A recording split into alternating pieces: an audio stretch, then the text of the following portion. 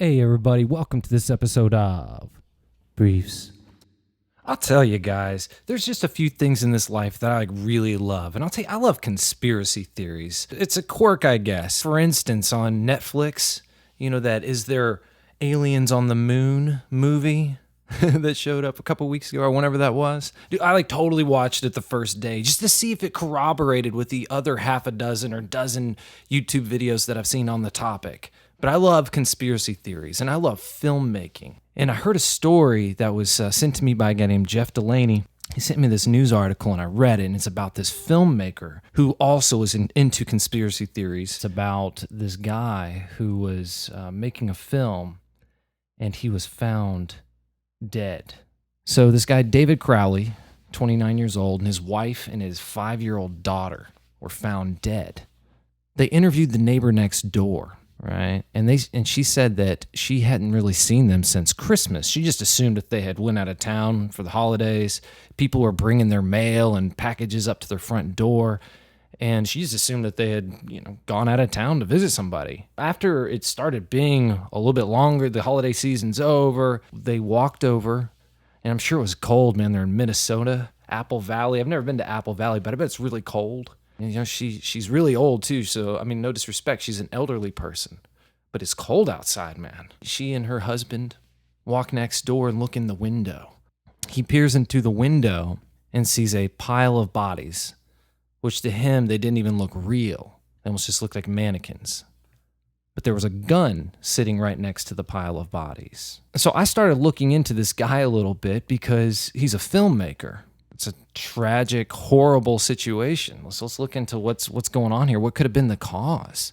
Well, the types of films that he made, he's making a movie called Gray State, which is a live-action feature-length film about the police state, the New World Order, topics like that, the government, tyranny. And first thing I'm thinking is like, oh no, do you think he uncovered a secret? Do you think that he knows something, some conspiracy theory, New World Order, Illuminati thing that no one else knows? And then the CIA or some, black operation came in and killed him and his family just to silence him, just to keep the movie from being made.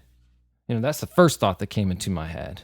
But then I started digging a little bit more. And he had an Indiegogo page, but it was from 2012.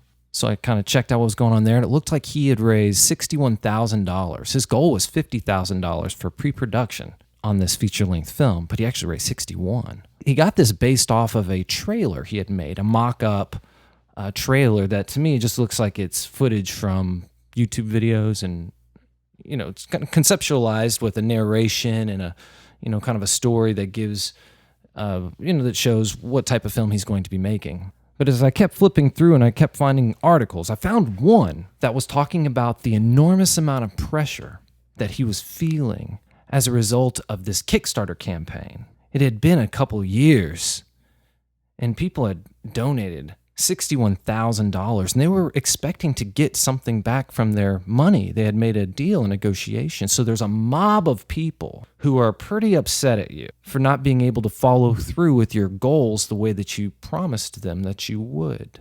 And I feel bad for this guy because $61,000 is great to get you going, but if you want to make it like a legit picture, man, and you're trying to make deals and those deals aren't working, and there's not a whole lot you can really do. You're stuck, and you got a lot of people who are really mad at you while you're stuck. I read about one musician who, to get his album made, he said, for $50, I'll write you a song. He had to write 30 songs over the next year. He hasn't even started work on his album that he raised the money for. He's too busy writing pop songs for people who donated to his campaign. It seems to me that there is probably an enormous amount of pressure and bullying that can go along with not meeting these goals to these buyers. These are people who have internet access. They're funding your Kickstarter. They are internet savvy enough to do that. They're also internet savvy enough to find you on Facebook and on Twitter and to make sure that you remember that they gave money towards your campaign. I've heard mixed information. One website says that he was just granted $30 million to get started on this movie. Another website says that all of his financiers were backing out on him and that he was becoming increasingly isolated.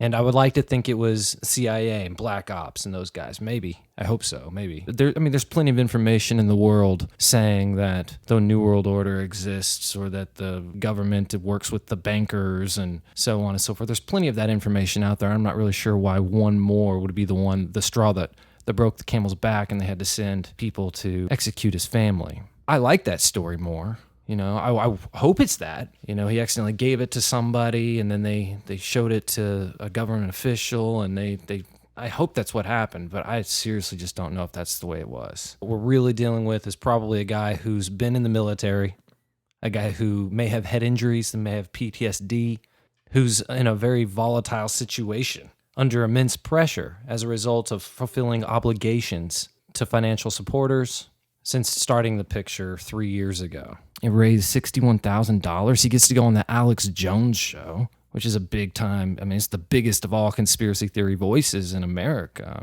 He's huge. You get to go on his show and be considered a great voice for your generation before you actually haven't done anything quite yet. It mounts a lot of pressure, I'd say, on somebody. My takeaway from this story is a cautionary tale about crowdfunding your projects. And I guess what we should think about is not overextending ourselves too much and understanding our limitations as people, what we can actually provide to these backers, because otherwise people are going to be upset. And if you are a person who has had horrible experiences through the military and who knows what's going on with you mentally, then it can lead to a horrific and tragic ending like this. Briefs.